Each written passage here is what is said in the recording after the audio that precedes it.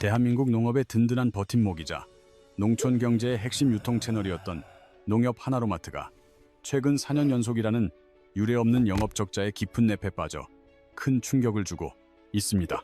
지난 2020년에는 전체 매장 중 적자 매장 비율이 21.7%에 불과했으나 불과 5년 만인 2025년에는 56.5%로 3배 가까이 폭증하며 경영 위기가 현실화되었습니다. 이는 전국에 위치한 하나로마트 매장 10곳 중에서 무려 5곳 이상이 문을 열고 영업을 지속할수록 오히려 막대한 자본 손실을 보고 있다는 비극적인 수치입니다. 경영 실적을 구체적으로 살펴보면 2020년 당시에는 75억 원이라는 막대한 영업이익을 올렸지만 1년 만에 413억 원의 적자로 급격하게 돌아서며 추락하기 시작했습니다. 이후 2024년에는 404억 원의 적자를 기록했고 2025년에는 상반기가 채 지나기도 전인 8월까지 이미 218억 원의 영업 손실을 보며 적자의 왓은 갈수록 깊어지고 있습니다. 많은 이들이 이러한 몰락의 원인을 단순히 쿠팡과 같은 이커머스의 성장이나 전반적인 경기 침체 탓으로 돌리려 하지만 그 이면에는 훨씬 더 심각한 내부적 원인이 존재합니다. 비슷한 환경에서 경쟁하는 이마트나 롯데마트 역시 유통업계의 위기를 겪고 있지만 유독 하나로마트처럼 매장의 절반 이상이 동시에 적자 상황에 놓인 곳은 어디에도 없습니다.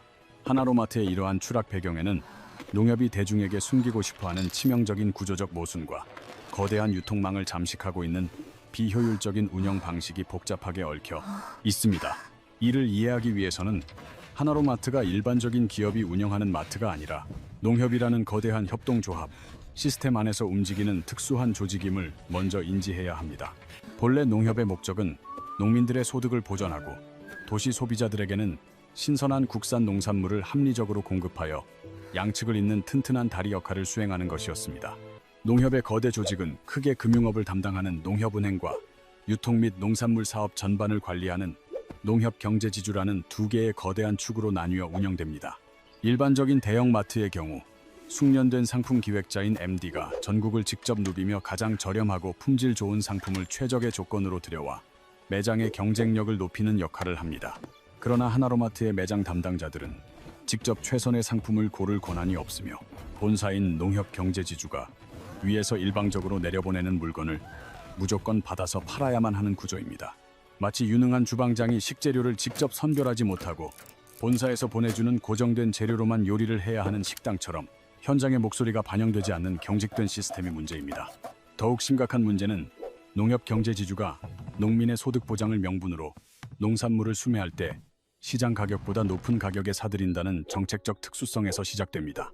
농민 보호를 위해 비싸게 사들인 농산물이 그대로 하나로마트로 입고되면서 매장 입장에서는 시작부터 원가 비중이 너무 높게 설정되어 가격 경쟁력을 가질 수 없는 악순환이 발생합니다.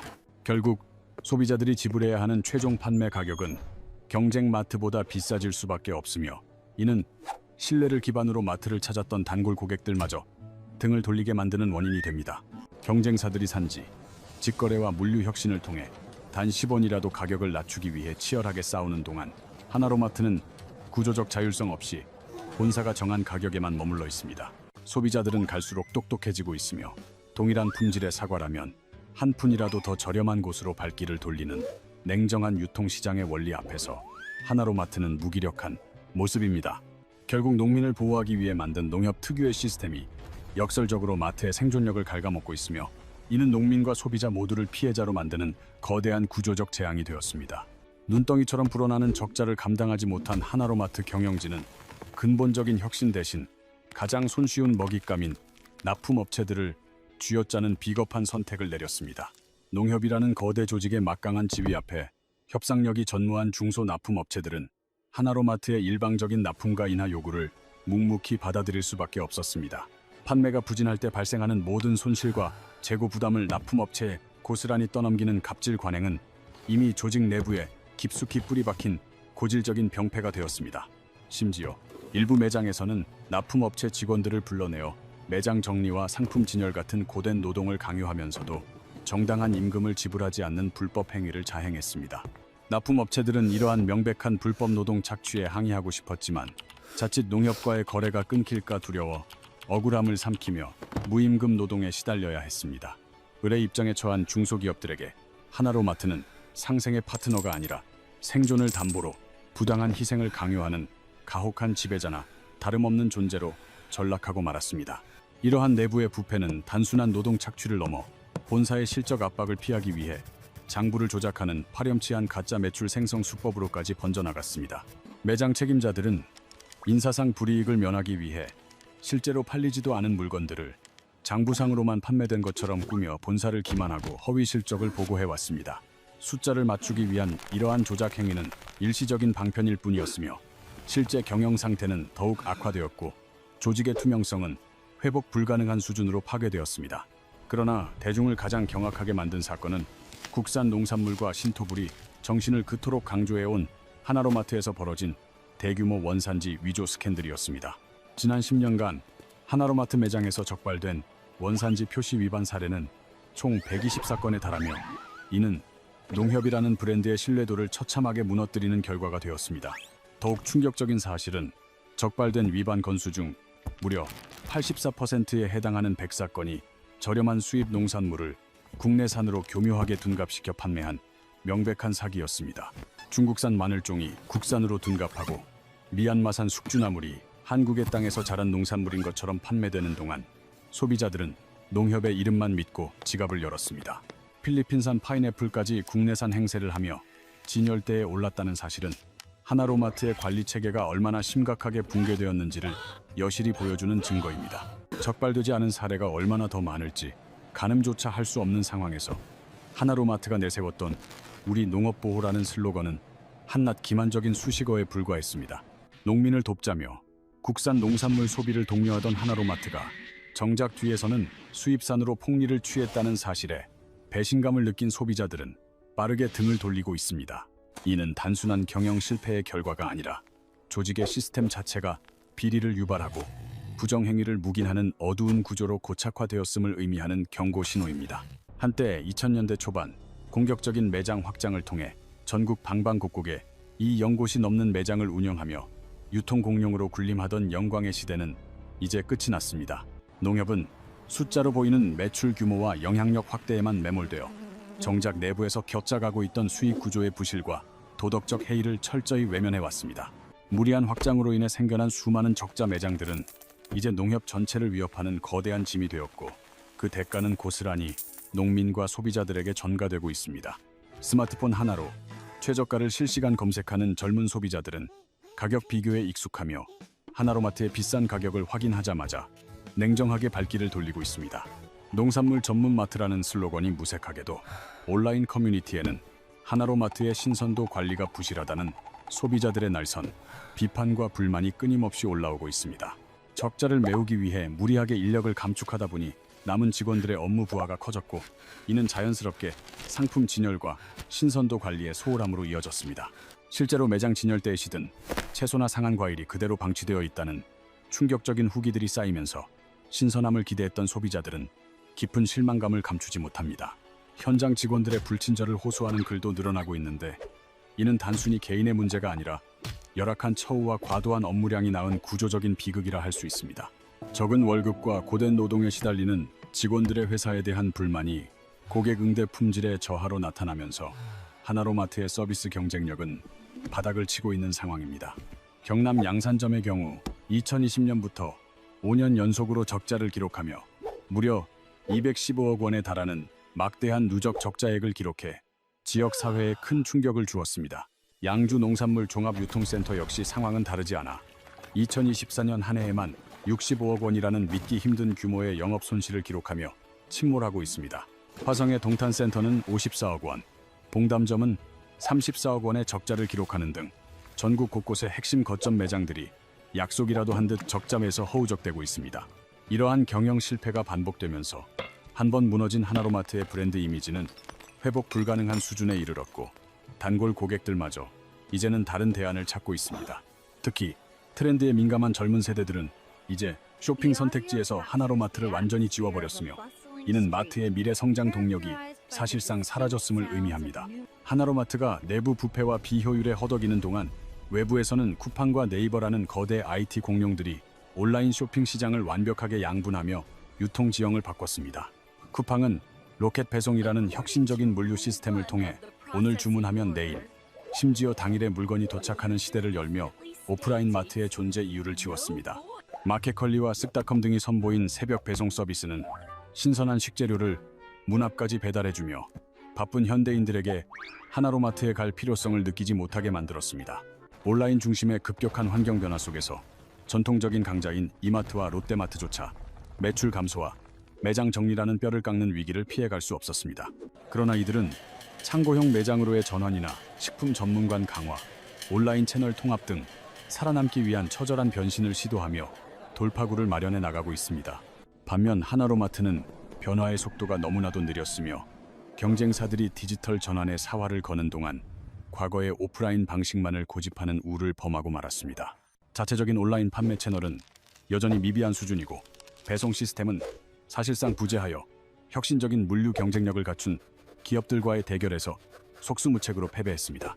의사결정 구조가 지나치게 복잡하고 경직되어 있다는 점도 문제인데 하나의 통일된 전략을 실행하기에는 전국 수백 개 지역 농협의 이해관계가 너무나도 얽혀 있습니다. 한쪽에서 온라인 강화를 주장해도 다른 쪽에서 지역 매장의 피해를 이유로 반대하니 거대한 배가 산으로 가듯 아무런 전략적 대응도 하지 못한 채 가라앉고 있습니다. 하나로마트의 몰락은 단순히 유통 환경의 변화나 경영상의 실수 때문만이 아니라 농협 조직 전체를 지탱하는 리더십의 심각한 결함과도 깊게 맞닿아 있습니다. 역대 농협 중앙회장들의 행적을 살펴보면 비리 혐의로 검찰 수사를 받거나 실제로 구속된 사례가 여러 차례 반복되어 이른바 민선 회장들의 잔혹사라는 불명예스러운 용어까지 등장했습니다.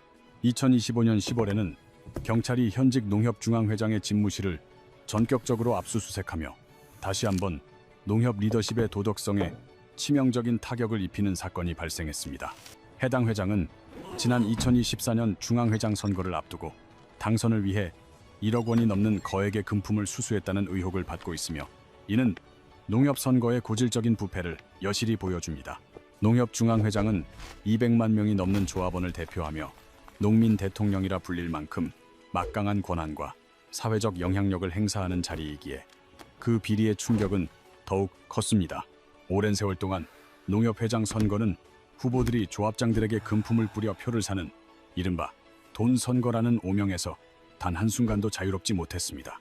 실제로 2025년에는 강원 지역 농협조합장 사무실 14곳이 동시다발적으로 압수수색을 당했는데 이는 중앙회 이사 선출 과정에서 은밀하게 오고 간 금품 정황 때문이었습니다. 마트를 살리고 농민을 지원하는 데 쓰여야 할 소중한 자금들이 조직의 기득권을 유지하기 위한 추잡한 선거 자금으로 흘러들어갔다는 강력한 의심을 지울 수 없습니다. 더욱 심각한 경제적 시한폭탄은 하나로마트의 적자를 메우기 위해 무리하게 뛰어든 부동산 PF, 즉 프로젝트 파이낸싱 부실 위기에서 터져나오고 있습니다. 마트 유통 사업에서 수익을 내지 못한 일부 지역 농협들이 부족한 수익을 보전하겠다는 명목으로 위험성이 높은 부동산 개발 대출 사업에 무분별하게 진출한 것입니다. 그러나 2023년부터 금리가 급격히 인상되고 건설 경기가 차갑게 식으면서 농협이 빌려준 부동산 대출의 연체율은 감당하기 힘든 수준으로 치솟기 시작했습니다. 2025년 8월 기준 여러 농협이 공동으로 대출해준 단위 농협의 연체율은 19.12%에 달하는데 이는 불과 4년 전인 2021년의 1.25%와 비교하면 무려 15배나 폭증한 수치입니다. 특히 부동산 침체가 심각한 대구 지역 농협들의 연체율은 무려 34.75%로 전국 최고치를 기록하며 지역 농협의 근간이 흔들리는 일촉즉발의 위기 상황에 놓여 있습니다. 농협은 단순히 이익을 쫓는 기업을 넘어 농민들이 땀 흘려번 노후 자금과 자녀 교육비 등 생존권이 걸린 자산을 안전하게 관리해야 할 막중한 책임이 있는 곳입니다. 만약 이러한 부동산 부실이 현실화되어 농협의 재무 건전성이 붕괴된다면 그 피해는 탐욕스러운 지도층이 아닌 무고하고 성실한 농민들에게 고스란히 돌아가게 될 것입니다. 하나로마트의 추락은 단순한 매장 폐업의 문제를 넘어 대한민국 농업과 농촌의 미래가 걸린 거대한 시스템적 위기의 전초전에 불과할지도 모른다는 공포를 자아냅니다. 다행히 우리에게는 아직 이 거대한 침몰을 막을 기회가 남아있는데 그 핵심은 바로 2027년 3월 10일 수요일에 예정된 제4회 전국 동시조합장 선거입니다. 전국일 300여 개의 농협, 수협, 산림조합의 대표를 선출하는 이 선거는 각 지역 농협의 방향성을 결정할 뿐만 아니라 차기 농협 중앙회장을 뽑는 실질적인 기반이 됩니다. 조합원들이 행사하는 소중한 한 표는 단순히 개인을 뽑는 것을 넘어 부패한 농협의 리더십을 교체하고 조직을 혁신할 수 있는 가장 강력하고 직접적인 수단입니다. 무관심 속에 방치된 권력은 반드시 부패하기 마련이며 우리가 낸 소중한 돈이 어떻게 쓰이는지 두 눈을 부릅뜨고 지켜보는 감시의 눈길만이 농협을 바로 세울 수 있습니다. 신토불이라는 네 글자는 단순히 마케팅 문구가 아니라 우리 땅에서 난 것이 우리 몸에 가장 좋다는 한국인의 오랜 믿음과 농촌을 향한 사랑을 담은 약속이었습니다. 많은 소비자가 조금 더 비싼 가격을 감수하면서도 하나로마트를 찾았던 이유는 내가 사는 농산물이 우리 농민의 땀에 대한 정당한 보상이 되기를 바라는 따뜻한 연대의식 때문이었습니다. 그러나 농협은 이러한 소비자의 순수한 신뢰를 이용해 뒤에서는 수입산 농산물을 국산으로 둔갑시키는 파렴치한 행위를 저지르며 스스로 브랜드의 가치를 시궁창에 내던졌습니다. 배신당한 소비자들은 이제 더 이상 농협의 간판만을 보고 지갑을 열지 않으며 한번 무너진 신뢰의 장벽은 그 어떤 화려한 광고로도 다시 세우기 힘든 처참한 상황입니다. 하나로마트가 살아남기 위해서는 썩어 문드러진 내부의 비리 구조를 완전히 도려내는 고통스러운 개혁이 필요하며 이는 조직 전체의 운명이 걸린 절체절명의 과제입니다. 이제 우리는 침묵하는 구경꾼이 아니라 농협이 본연의 설립 목적인 농민소득 증대와 소비자 권익 보호라는 가치에 충실하도록 끊임없이 감시하고 질타하는 주체가 되어야 합니다. 조합원들에게 주어진 투표권은 부패한 권력을 심판하고 조직의 리더십을 혁신할 수 있는 가장 강력한 무기이며 일반 소비자에게는 현명한 불매와 선택이라는 강력한 힘이 있습니다. 적자가 배처럼 깊어지고 부실의 독소가 농협의 혈관을 타고 퍼져나가기 전에 우리는 변화를 선택해야 하며 그 기회는 2027년 조합장 선거라는 이름으로 다가오고 있습니다. 오늘 우리가 함께 살펴본 하나로마트의 몰락은 단순한 경영 실적의 악화가 아니라 리더십의 실패와 도덕적 해이가 한 조직을 어떻게 파멸로 이끄는지 보여주는 기록입니다. 4년 연속 적자와 원산지 위조, 그리고 납품업체를 향한 비겁한 갑질까지 그 모든 부조리의 끝에는 농협이라는 거대 조직이 숨기고 싶어 했던 추악한 민낯이 있었습니다. 특히 농민들이 평생을 바쳐 모은 소중한 자산이 무리한 부동산 PF 투자로 인해 증발할 위기에 처해 있다는 사실은 우리 사회가 함께 고민해야 할 심각한 경제적 위협입니다. 하나로마트의 위기는 빙산의 일각일 뿐이며 저희는 여기서 멈추지 않고 다음 영상에서 농협의 또 다른 핵심 축인 농협은행의 내부 실태를 심층 취재하여 보고하겠습니다. 과연 우리가 농협에 맡긴 예금은 안전한 것인지, 아니면 마트의 거대한 구멍을 메우기 위해 우리의 예금마저 위험한 도박판에 올려져 있는 것은 아닌지 낱낱이 파헤칠 것입니다. 마트에서 시작된 균열이 농협 금융이라는 거대한 제국의 근간을 흔들고 있는 것은 아닌지 상상 이상의 충격적인 진실들이 여러분을 기다리고 있으니 기대해 주셔도 좋습니다. 여러분이 하나로마트를 이용하며 겪었던 불쾌한 경험이나 원산지가 의심스러웠던 순간, 혹은 품질에 실망했던 구체적인 사례들을 댓글로 가감없이 공유해 주시기 바랍니다. 시청자 여러분의 생생한 목소리와 제보는 거대 조직의 비리를 밝혀내고 우리 농촌의 미래를 바로잡는 데 있어 그 무엇보다 소중하고 강력한 증거가 될 것입니다. 저희 채널은 주류 미디어가 자본과 권력의 눈치를 보느라 차마 말하지 못하는 불편한 진실을 당당하게 폭로하고 오직 진실만을 위해 끝까지 추적하는 언론의 역할을 다하겠습니다. 세상을 바꾸는 작은 시작은 바로 여러분의 관심이며 이러한 탐사 보도가 계속될 수 있도록 구독과 좋아요로 저희의 용기 있는 행보에 힘을 보태주시길 간곡히 부탁드립니다. 알림 설정을 통해 우리 사회의 부조리를 고발하고 경제적 정의를 세우는 새로운 영상을 가장 빠르게 만나보시고 우리 농협이 다시 태어나는 과정을 함께 지켜봐 주십시오. 진실을 향한 여정에 함께 해주셔서 감사드리며 저희는 더욱 충격적이고 깊이 있는 농협은행 편 영상으로 조만간 다시 인사드리겠습니다. 지금까지 우리는 농협 하나로마트가 마주한 4년 연속 적자라는 차가운 현실과 그 이면에 숨겨진 구조적 모순을 심층적으로 파헤쳐 보았습니다. 2020년 21.7%였던 적자 매장 비율이 2025년 56.5%로 3배 가까이 폭증한 것은 단순한 우연이 아닌 시스템의 붕괴를 알리는 명백한 신호입니다. 주방장이 재료를 고르지 못하는 비효율적인 MD 시스템과 농민 보호를 명분으로 한 고가 수매 방식은 마트의 가격 경쟁력을 근본적으로 갉아먹었습니다. 여기에 납품업체를 향한 비겁한 갑질과 국산으로 둔갑한 수입 농산물 사기 행각은 하나로마트를 믿었던 소비자들에게 씻을 수 없는 배신감을 안겼습니다. 특히 2025년 현재 단위 농협의 부동산 PF 연체율이 19.12%까지 치솟으며 농민들의 소중한 자산이 위험한 도박판에 올려져 있다는 사실은 매우 충격적입니다. 대구 지역의 연체율이 34.75%라는 경이로운 수치를 기록하고 있는 지금, 우리는 농협이라는 거대 조직이 정말 안전한지 근본적인 질문을 던져야만 합니다. 하지만 절망하기에는 이릅니다. 우리에게는 2027년 3월 10일로 예정된 제4회 전국 동시조합장 선거라는 조직을 바꿀 소중한 기회가 남아 있습니다. 전국 300여 개의 농협조합장을 선출하는 이 선거를 통해 우리는 부패한 리더십을 교체하고 하나로마트를 다시 농민과 소비자의 품으로 돌려줄 수 있습니다. 소비자로서의 감시 또한 멈추지 말아야 합니다. 원산지 표시를 꼼꼼히 확인하고 의심스러운 정황을 적극적으로 신고하는 것이 우리 농산물을 지키는 길입니다. 무관심은 부패의 원상입니다. 우리가 낸 돈이 어디에 쓰이는지 지켜보는 눈이 많아질수록 그들은 더 이상 우리를 기만하고 부정을 저지르기 어려워질 것입니다.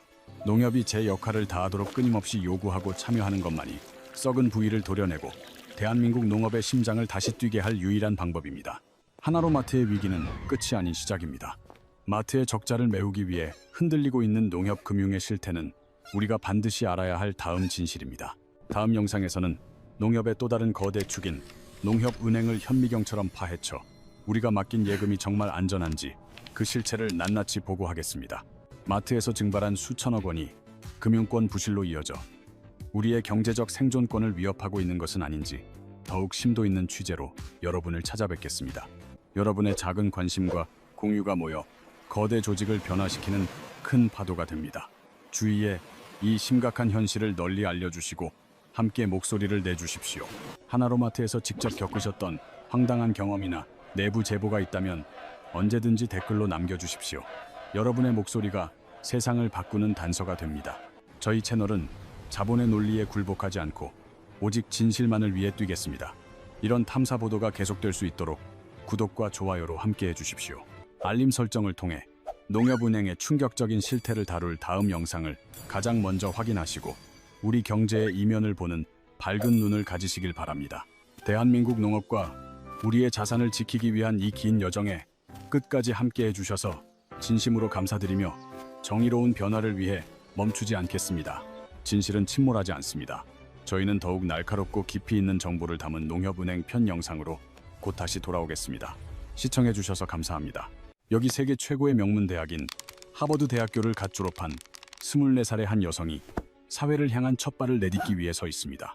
그녀는 남들이 부러워할 만한 여러 개의 학위를 보유하고 있음에도 불구하고 1년이 넘는 시간 동안 단 하나의 일자리도 구하지 못했습니다. 하버드 졸업생이라는 화려한 타이틀이 무색하게도 그녀는 부모님 댁 소파에서 무직 상태로 지내며 깊은 우울감과 좌절감을 매일같이 경험하고 있습니다. 하지만 더욱 충격적인 사실은 이처럼 극심한 취업난을 겪으며 방황하고 있는 엘리트 졸업생이 비단 그녀 한 사람만이 아니라는 점입니다. 수많은 인류 대학 졸업생들이 수백 군데의 기업에 끊임없이 지원서를 던지고 있지만 제대로 된 답변조차 받지 못하는 현실이 반복되고 있습니다.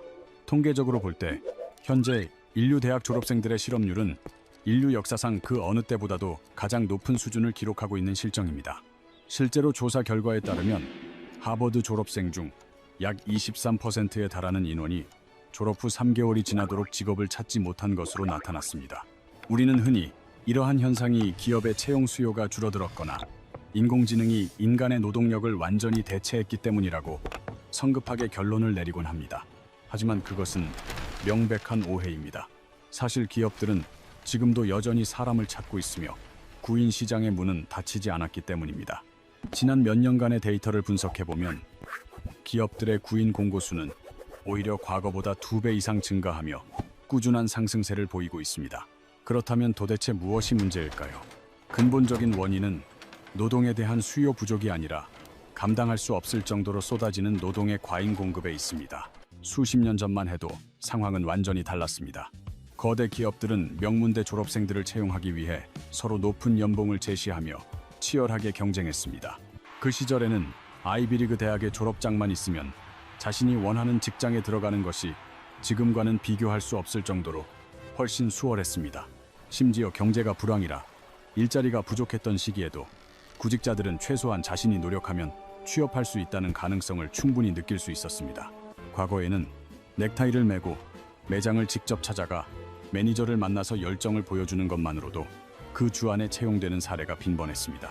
무작정 찾아가서 물어보라는 기성세대의 조언은 그 당시에는 실제로 통했던 방식이었으며 끈기만 있다면 괜찮은 직장을 구할 수 있었습니다. 당시에는 단순한 끈기와 성실함만으로도 가게의 모든 청구서를 지불하고 가족을 부양할 수 있는 수준의 안정적인 일자리를 얻는 것이 가능했습니다. 하지만 오늘날의 청년들이 똑같은 방식으로 수천 번을 도전한다 해도 취업의 문턱을 넘을 수 있는 기회는 거의 주어지지 않는 것이 현실입니다. 노동시장의 생태계는 과거와 완전히 달라졌습니다. 진입장벽은 비정상적일 정도로 높아졌으며 교육이 고용을 보장한다는 믿음은 이제 사라졌습니다. 2000년대 이전까지만 하더라도 대학교 학위는 곧 안정적인 경력과 미래를 보장해주는 일종의 황금 티켓과도 같은 존재로 여겨졌습니다. 2000년대 이전만 하더라도 대학 졸업장은 안정적인 경력을 보장하는 확실한 약속이었으며 기업들은 앞다투어 인재를 영입하려 했습니다. 당시 기업들은 가정을 충분히 부양할 수 있을 정도의 넉넉한 임금을 제한하며 신입 사원들을 매우 적극적으로 받아들였습니다. 그러나 이제 상황은 완전히 뒤바뀌어 시장의 주도권은 구직자가 아닌 고용주인 기업의 손으로 완전히 넘어가 버리고 말았습니다. 기업이 우리를 위해 싸우던 시대는 끝났으며 이제는 우리가 기업의 아주 작은 관심을 얻기 위해 처절한 사투를 벌여야 합니다. 과거에는 성공의 상징이었던 학사 학위는 이제 최소한의 기본 요건이 되었으며 그 가치는 예전만 못한 것이 현실입니다. 현재 구인 공고의 70%가 학위를 요구하지만 실제로 학위를 가진 성인은 30%에 불과해 수급 불균형이 심화되고 있습니다. 더욱 황당한 것은 신입 사원을 뽑는 자리임에도 불구하고 기업들은 이미 수년간의 실무 경험을 갖춘 숙련된 인재만을 원한다는 점입니다. 무급 인턴십과 화려한 포트폴리오를 요구하면서도 기업이 제시하는 초봉은 한 달 방세를 내기에도